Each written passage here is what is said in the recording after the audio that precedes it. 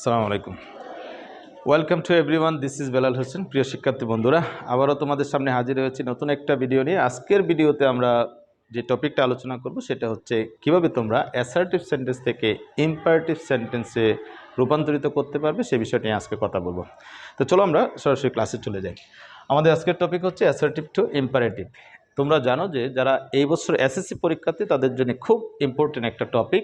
এই টপিক থেকে একটা প্রশ্ন অবশ্যই আসবে। সুতরাং এই বছর থেকে পরবর্তীতে যতগুলো এসএসসি পরীক্ষা এবং নবম দশম শ্রেণীতে যারা আছে প্রত্যেক স্টুডেন্টের জন্য এই টপিকটা খুবই ইম্পর্টেন্ট। তো চলো আমরা আজকের ক্লাসে কিভাবে আমরা অ্যাসার্টিভ থেকে ইম্পারেটিভ করব সেটা নিয়ে কথা বলি। প্রিয় শিক্ষার্থী বন্ধুরা, এই ক্ষেত্রে আমরা অ্যাসার্টিভ সেন্টেন্সে ব্যবহৃত যে সাবজেক্টগুলো আছে সেগুলোকে আমরা দুইটা ভাগে ভাগ করব। এক হচ্ছে যে সেন্টেন্সগুলোর প্রথমে সাবজেক্ট ইউ থাকবে সেগুলো একটা পার্টে থাকবে, আর একটা পার্টে থাকবে যে সেন্টেন্সগুলো সাবজেক্ট ইউ ছাড়া অন্যান্য সাবজেক্ট থাকবে। তাহলে চলো দেখি আমরা অ্যাসার্টিভ সেন্টেন্সের সাবজেক্ট যদি ইউ হয় তাহলে আমরা কিভাবে সেই সেন্টেন্সগুলোকে ইম্পারেটিভ সেন্টেন্স করব সেটাই আমি এখানে দেখানোর চেষ্টা করছি। দেখো এখানে রুল লিখে রেখেছি, সেটা হচ্ছে সাবজেক্ট যদি ইউ হয় তাহলে সেই সেন্টেন্সকে তুমি যদি ইম্পারেটিভ করতে চাও তাহলে তুমি কিভাবে করবে। দেখতে হবে তোমাকে সেন্টেন্সটা অ্যাফার্মেটিভ না নেগেটিভ। আমরা জানি, এর মধ্যে একটু বলে রাখি, সেটা হচ্ছে ইম্পারেটিভ সেন্টেন্সে কখনো সাবজেক্ট ব্যবহৃত হয় না। তাহলে এই জন্য আমরা রুলে লিখেছি, দেখো অ্যাফার্মেটিভ সেন্টেন্স হলে প্রথমে তোমাকে ব্যবহার করতে হবে ভার্ব ওয়ান, দ্যাট মিনস ভার্বের প্রেজেন্ট ফর্ম, এরপরে বাকি অংশ তোমাকে লিখতে হবে। তাহলে দেখো আমি এখানে দেখাই তোমাকে, you are doing the work. এই সেন্টেন্সটা হচ্ছে অ্যাসার্টিভ, কারণ প্রথমে সাবজেক্ট আছে ইউ।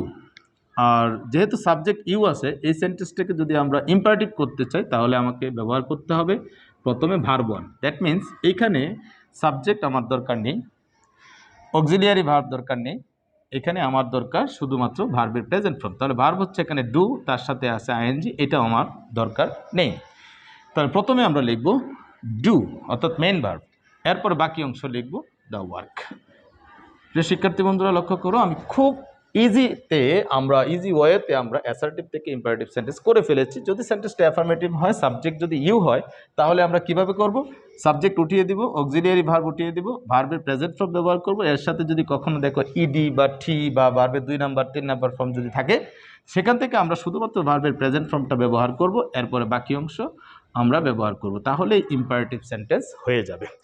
এখন আমরা দেখাতে চাই যে কিভাবে তুমি সাবজেক্ট যদি ইউ হয় এমন সেন্টেন্স যদি নেগেটিভ হয় তাহলে ওই নেগেটিভ সেন্টেন্সকে কিভাবে তুমি ইম্পারেটিভ সেন্টেন্স করবে সেটা এখন দেখাতে যাচ্ছি। যদি এমন হয় যে you have not played cricket, এই যে সেন্টেন্সটা লিখেছি এই সেন্টেন্সের সাবজেক্ট হচ্ছে ইউ, সেন্টেন্সটা হচ্ছে নেগেটিভ। যদি সেন্টেন্সটা নেগেটিভ হয় আর সাবজেক্টটা যদি ইউ হয় তাহলে এই সেন্টেন্সকে ইম্পারেটিভ করতে গেলে তোমাকে প্রথমে ব্যবহার করতে হবে ডোন্ট। দেখো এখানে একটু লক্ষ্য করো, ডোন্ট ব্যবহার করতে হবে। অর্থাৎ তুমি এটা আমি বলে রেখেছি তোমাকে যে ইম্পারেটিভ সেন্টেন্স করতে গেলে সাবজেক্ট প্রয়োজন নেই। ইম্পারেটিভ সেন্টেন্স করতে গেলে যে কোনো ধরনের অক্সিলিয়ারি ভার্বের সাথে নট আসুক না কেন তোমাকে কিন্তু ব্যবহার করতে হবে ডোন্ট। তাহলে আমরা এখানে লিখলাম ডোন্ট, এরপরে তোমাকে ব্যবহার করতে ভার্ব ওয়ান। তোমাকে এটাও আমি বলে রেখেছি যে তোমরা অবশ্যই ইম্পারেটিভ সেন্টেন্সে ভার্বের 1 নম্বর ফর্ম, দ্যাট মিনস ভার্বের প্রেজেন্ট ফর্ম ব্যবহার করবে। তাহলে এখানে আছে ভার্বের 3 number form, that means past participle আছে, আমরা এখানে ব্যবহার করব প্রেজেন্ট ফর্ম। তাহলে ডোন্ট প্লে ক্রিকেট। প্রিয় শিক্ষার্থী বন্ধুরা, অবশ্যই তোমরা দেখতে পাচ্ছ যে আমরা খুব ইজি একটা টপিক নিয়ে আজকে কথা বলেছি, সেটা হচ্ছে অ্যাসার্টিভ সেন্টেন্সকে কিভাবে তোমরা ইম্পারেটিভ সেন্টেন্স গঠন করবে। এখন আমি তোমাদেরকে দেখাবো যে কিভাবে তোমরা সাবজেক্ট যদি ইউ না হয় এমন সেন্টেন্সকে ইম্পারেটিভ সেন্টেন্স করবে, সেই রুলসটা এখন আমি তোমাকে দেখানোর চেষ্টা করছি। দেখো আমি এখানে একটা সেন্টেন্স লিখছি যে he is doing the work. এই সেন্টেন্সের মধ্যে সাবজেক্ট হচ্ছে হি, দ্যাট মিনস এখানে ইউ না সাবজেক্ট। তো সাবজেক্ট যদি ইউ না হয় তাহলে আমি এখানে তোমাকে স্ট্রাকচারটা লিখে দিই তোমাদের মনে রাখার জন্যে। তাহলে আমি এখানে লিখে দিচ্ছি, দেখো সাবজেক্ট যদি ইউ না হয় এই শর্তে আমরা কিভাবে ইম্পারেটিভ সেন্টেন্স করব সেই স্ট্রাকচারটা এখন লিখে দিচ্ছি। যদি অ্যাফার্মেটিভ হয় তাহলে তোমাকে প্রথমে ব্যবহার করতে হবে লেট, এরপরে সাবজেক্টের অবজেক্ট ব্যবহার করতে হবে, এরপরে ভার্ব ওয়ান, এরপরে এক্সটেনশন তোমাকে ব্যবহার করতে হবে। যদি নেগেটিভ হয়, নেগেটিভ হলে তুমি কিভাবে গঠন করবে, দেখো প্রথমে তোমাকে লেট ব্যবহার করতে হবে, এরপরে আবারও সাবজেক্টের অবজেক্ট, এরপরে তোমাকে নট ব্যবহার করতে হবে, আর এরপরে তোমাকে ব্যবহার করতে হবে ভার্ব ওয়ান প্লাস এক্সটেনশন। প্রিয় শিক্ষার্থী বন্ধুরা, এই স্ট্রাকচারগুলো অ্যাপ্লাই করে আমরা অ্যাসার্টিভ সেন্টেন্স থেকে ইম্পারেটিভ সেন্টেন্স গঠন করব যদি সাবজেক্টটা ইউ না হয়। তাহলে দেখো এখানে সাবজেক্ট হচ্ছে হি, যেহেতু সাবজেক্টটা ইউ না, সুতরাং আমরা দেখবো সেন্টেন্সটা অ্যাফার্মেটিভ কিনা। He is doing the work, এই সেন্টেন্সটা অ্যাফার্মেটিভ, সুতরাং আমাকে এই রুলটা অ্যাপ্লাই করতে হবে। প্রথমে আমরা কি লিখবো? লেট। তাহলে আমরা লিখলাম এখানে লেট।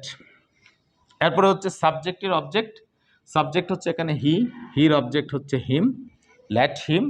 এরপরে তোমরা যথারীতি জানো ইম্পারেটিভ সেন্টেন্সে ভার্বে প্রেজেন্ট ফর্ম ব্যবহার করতে হয়। তাহলে আমরা এখানে পেয়েছি ডুইং, আমরা লিখবো শুধুমাত্র ডু, এরপরে বাকি অংশ দ্য ওয়ার্ক। এই হচ্ছে তোমার ইম্পারেটিভ সেন্টেন্সের সাবজেক্ট যদি ইউ না হয়, অ্যাসার্টিভ সেন্টেন্সের সাবজেক্ট যদি ইউ না হয়, তাহলে আমরা ইম্পারেটিভ সেন্টেন্স গঠন করব এভাবে। কীভাবে গঠন করব আবারও বলছি, প্রথমে ব্যবহার করবে লেট সূত্র অনুযায়ী, এরপরে সাবজেক্ট যেটা আছে সেটার অবজেক্ট ব্যবহার করবে, এরপরে মূল ভার্বের প্রেজেন্ট ফর্ম, এরপরে বাকি অংশ ব্যবহার করবে।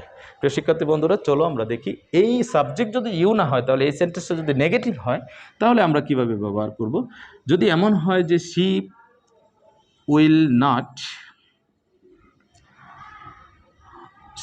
নট কাম টুডে, এই সেন্টেন্সটার subject she, that means you না, এবং সেন্টেন্সটা নেগেটিভ, সুতরাং তোমাকে এই রুলটা অ্যাপ্লাই করতে হবে। সেটা হচ্ছে প্রথমে তুমি এই পূর্বের নিয়মের মতোই লেট ব্যবহার করবে, এরপর সাবজেক্ট যেটা আছে সেটার অবজেক্ট ব্যবহার করবে, দ্যাট মিন্স হার, শির অবজেক্ট হচ্ছে হার, এরপরে নট শব্দটা তোমাকে ব্যবহার করতে হবে।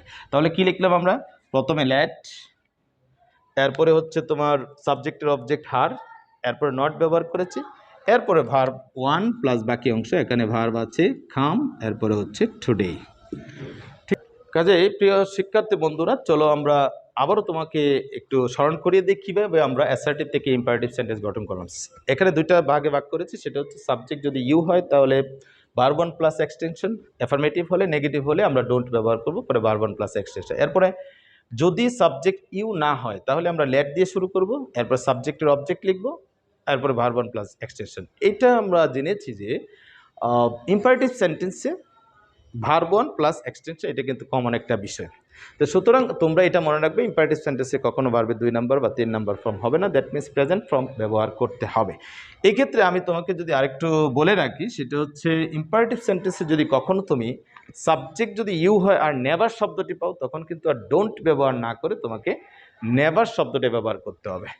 কাজেই প্রিয় শিক্ষার্থী বন্ধুরা, আজকে আমরা যে টপিকটা নিয়ে কথা বললাম সেটা হচ্ছে অ্যাসার্টিভ থেকে কিভাবে তোমরা ইম্পারেটিভ সেন্টেন্স গঠন করবে, সেটাই আমরা এখানে দেখালাম। পরবর্তীতে তোমাদের সাথে আবারও দেখা হবে নতুন একটা ভিডিও নিয়ে। সেই পর্যন্ত তোমরা ভালো থাকবে। আল্লাহ হাফেজ।